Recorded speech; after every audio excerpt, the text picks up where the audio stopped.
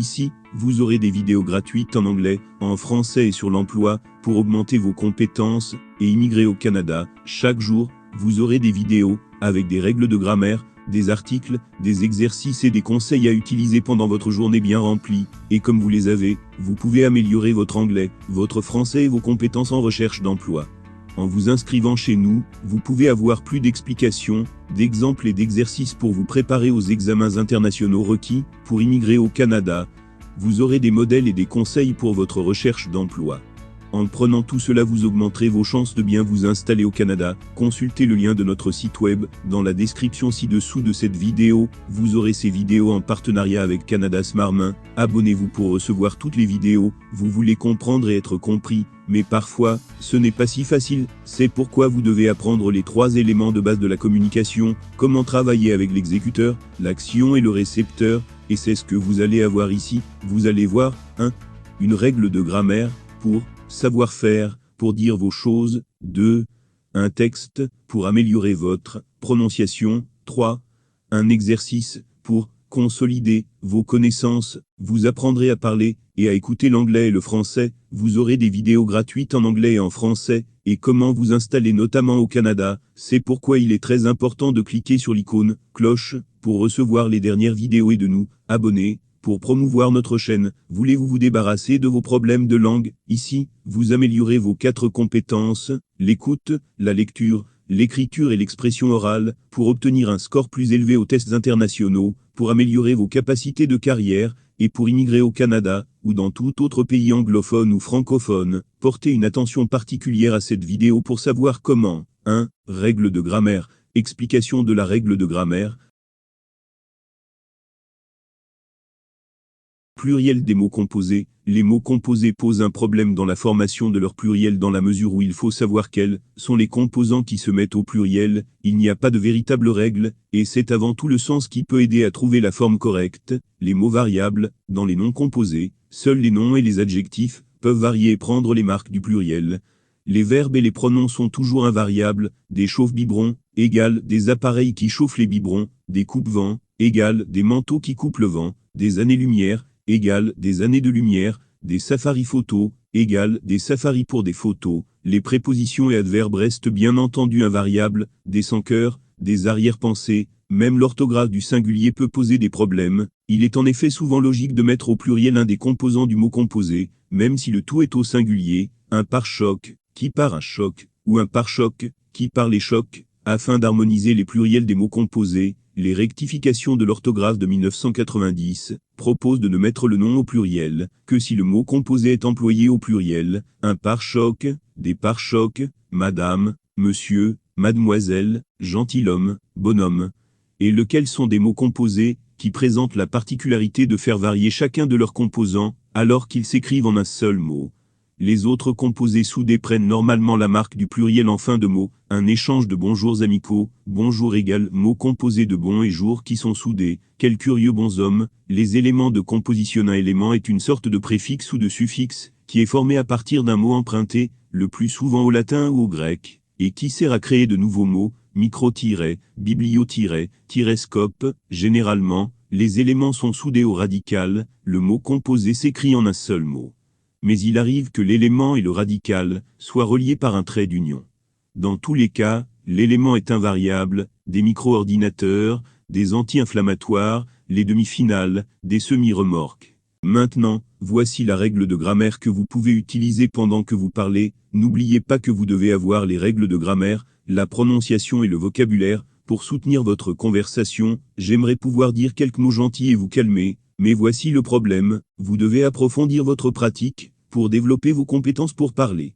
Nous publions ici les bases de la grammaire, de la prononciation et du vocabulaire. Appuyez donc sur le bouton d'abonnement et l'icône de cloche pour recevoir les autres vidéos et augmenter votre capacité à parler. Aussi, contactez-nous pour voir à quel point il est facile et bon marché de vous inscrire à notre programme d'enseignement où vous pouvez avoir des vidéos, des exercices et des livres pour soutenir votre travail et augmenter vos performances, et partager cette vidéo avec vos amis et aidez-les de texte, transcription et le fichier audio.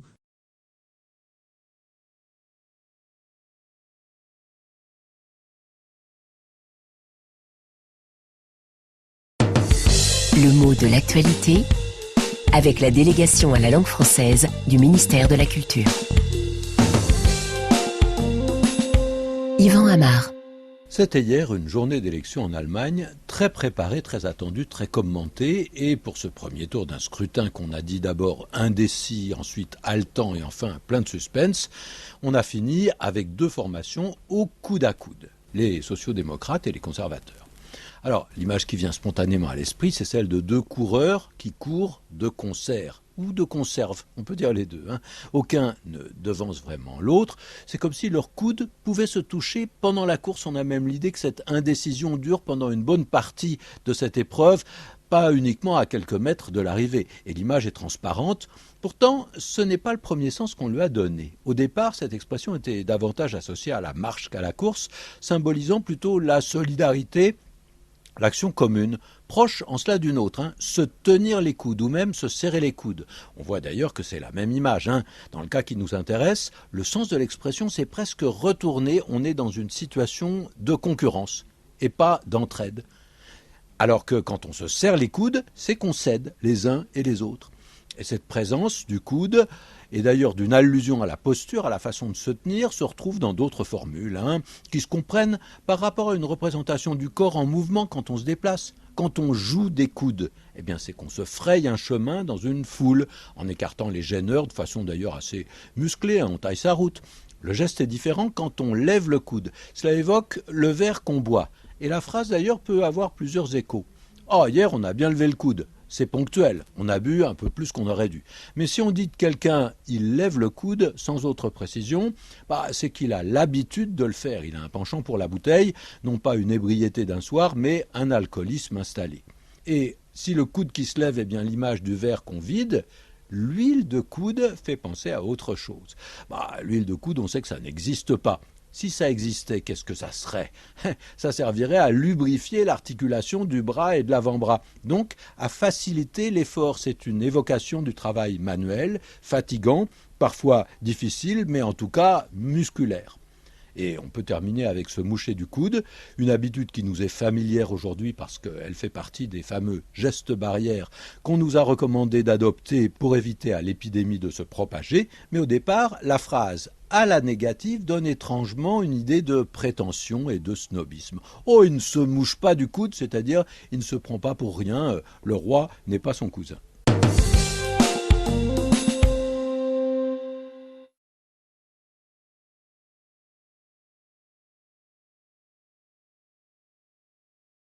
N'oubliez pas d'aller à la description et de vérifier les liens pour les entreprises canadiennes à la recherche d'employés à l'extérieur du Canada. De plus, vous avez un lien pour notre contact dans la description, puisque vous ne pouvez compter que sur vous-même. Faites votre inscription et cliquez sur j'aime et sur les icônes des cloches pour recevoir nos dernières vidéos. 3. Exercice. Explication de l'exercice.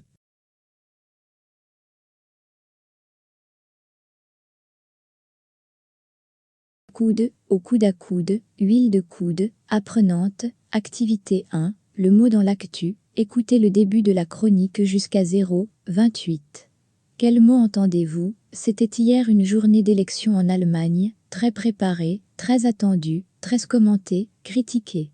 Et pour ce premier tour d'un bulletin, scrutin qu'on a dit d'abord décisif, indécis, ensuite haletant, et enfin, plein de suspense, on a fini avec deux formations au coude à coude, au corps à corps, les sociaux-démocrates et les conservateurs, activité 2, les expressions avec le mot coude. Écoutez la chronique de 0,28 jusqu'à la fin, et terminez les phrases. 1.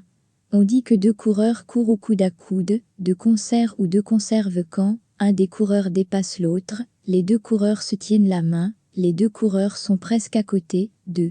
On utilise les expressions se tenir les coudes, se serrer les coudes dans une situation de solidarité, d'entraide, de concurrence, de compétition, de violence, d'attaque physique. 3. Jouer des coudes, c'est essayer de parler à des inconnus dans une foule, de retrouver son chemin quand on est perdu, d'avancer dans une foule de façon un peu brutale. 4. On utilise l'expression lever le coude quand on dit bonjour, fait du sport, boit un verre d'alcool. 5. Quand on dit de quelqu'un qu'il lève le coude, au présent, sans précision, c'est qu'il est alcoolique, très sportif, accro aux écrans, 6. L'huile de coude, c'est une expression, ça n'existe pas, un liquide qui permet de plier le bras, un ingrédient indispensable pour une vinaigrette, 7. Mettre de l'huile de coude, c'est fournir un effort physique, s'étirer pour devenir plus souple, accomplir un travail intellectuel exigeant, 8. Une personne qui ne se mouche pas du coude est prétentieuse, elle se croit supérieure aux autres, travailleuse, elle sait qu'il faut faire des efforts pour réussir, discrète, elle n'aime pas se faire remarquer. Activité 3, l'Eureka, avez-vous retenu les mots et les expressions de la chronique? Retrouvez les bons mots. Lors d'une élection, quand les résultats de deux candidats sont proches, on dit qu'ils sont aux bouches, coude à coude. Lors d'une course, quand deux coureurs courent côte à côte, on dit qu'ils courent de concert, concierge ou de réserve, conserve. Quand deux personnes s'entraident, elles se serrent, collent les coudes. Quand on boit de l'alcool, on dit qu'on lève le coude. Faire un effort physique, c'est mettre de l'huile, du vinaigre de coude. On dit de quelqu'un de prétentieux qu'il ne se mouche pas du coude. Corriger, coude, au coude à coude, huile de coude. Activité 1, le mot dans l'actu. C'était hier une journée d'élection en Allemagne, très préparée, très attendue, très commentée. Et pour ce premier tour d'un scrutin qu'on a dit d'abord indécis, ensuite haletant, et enfin, plein de suspense, on a fini avec deux formations au coude à coude, les sociaux-démocrates et les conservateurs. Commentaire. Les élections fédérales allemandes ont eu lieu en septembre 2021 afin de renouveler les membres du Bundestag et pour désigner le chancelier ou la chancelière. Activité 2. Les expressions avec le mot coude. 1. On dit que deux coureurs courent au coude à coude, de concert ou de conserve quand les deux coureurs sont presque à côté. 2. On utilise les expressions se tenir les coudes, se serrer les coudes dans une situation de solidarité, d'entraide. 3. Jouer des coudes, c'est essayer d'avancer dans une foule de façon un peu brutale. 4. On utilise l'expression lever le coude quand on boit un verre d'alcool. 5. Quand on dit de quelqu'un qu'il lève le coude, au présent, sans précision, c'est qu'il est alcoolique. 6. L'huile de coude, c'est une expression, ça n'existe pas. 7. Mettre de l'huile de coude, c'est fournir un effort physique. 8. Une personne qui ne se mouche pas du coude est prétentieuse, elle se croit supérieure aux autres. Activité 3, l'Eureka. Lors d'une élection, quand les résultats de deux candidats sont proches, on dit qu'ils sont au coude à coude. Lors d'une course, quand deux coureurs courent côte à côte, on dit qu'ils courent de concert ou de conserve. Quand deux personnes s'entraident, elles se serrent les coudes. Quand on boit de l'alcool, on dit qu'on lève le coude. Faire un effort physique, c'est mettre de l'huile de coude. On dit de quelqu'un de prétentieux qu'il ne se mouche pas du coude.